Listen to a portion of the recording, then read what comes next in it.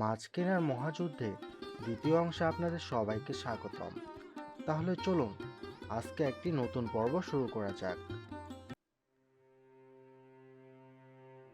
গ্রামের পুকুর পাড়ে দিন শেষ হয়ে গেল, সূর্য অস্ত যেতে লাগলো। ফটকন বুড়ি মুখ ভার করে পুকুর পাড়ে বসে আছে, আর অন্যদিকে ঝেন্টি রানী বড় মাছটা কাঁধে ঝুলিয়ে গর্বে হেঁটে যাচ্ছে।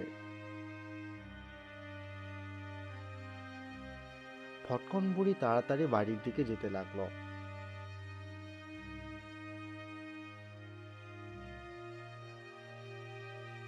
বাড়িতে গিয়ে সে শুয়ে শুয়ে ভাবতে লাগলো।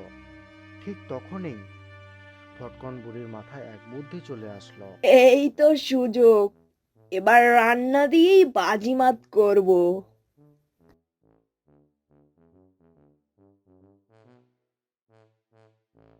পরের দিন সকালে পুকুর পাড়ে ফটকন বুড়ি কিছু খাবার নিয়ে চলে আসলো এবং মাছদের ডাকতে শুরু করলো।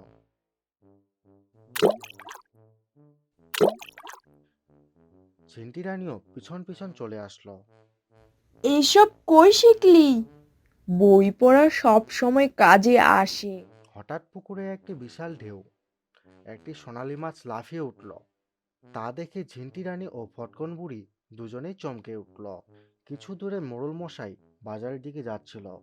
হঠাৎ মোড়ল মশাই তা দেখতে পেলেন। সোনালী মাছ ধরলেই পুরস্কার দ্বিগুণ।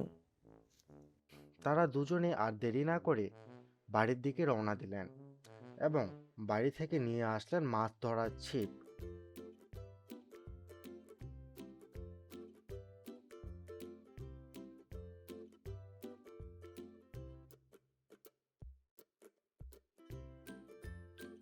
তারা দুজনে এসে একের পর এক ছিপ ফেলতে লাগলো। অতঃপর তারা দুজনেই দুটি মাছ তুলে ফেলল। এ মাছ নিয়ে তারা গ্রামের বাজারের দিকে রওনা দিল।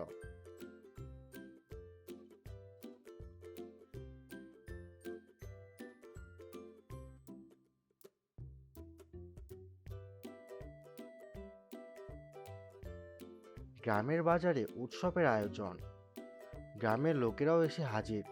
তারা গ্রামের বাজারে এসে পৌঁছালো এবং গ্রামের এক মুরব্বী মানুষ তিনি এ প্রতিযোগিতার ঘোষণা করলেন।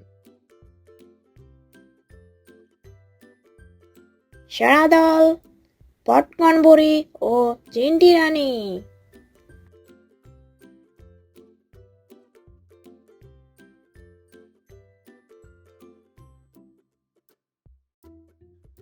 এবং মোড়ল মশাই তিনি নিজ হাতে বিজয়ীদের হাতে পুরস্কার তুলে দিলেন।